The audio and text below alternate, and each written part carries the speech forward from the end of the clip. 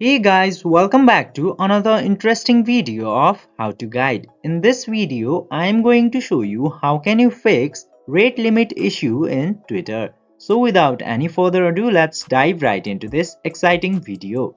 If your Twitter is also showing rate limit on doing messages and other activities, the first thing you should try is to wait. Yes, you heard it right. You should wait for quite some time, like 1 or 2 hours, and then try the same thing, then it will work for sure. But if you don't have that much of time to wait, another very effective thing that you should do to avoid the rate limit to open your Twitter account into any of the web browser into your phone or computer, and after that your problem of rate limit will most probably be solved. I hope this video is informative for you. If yes, don't forget to like, share and subscribe to the channel to never miss another update.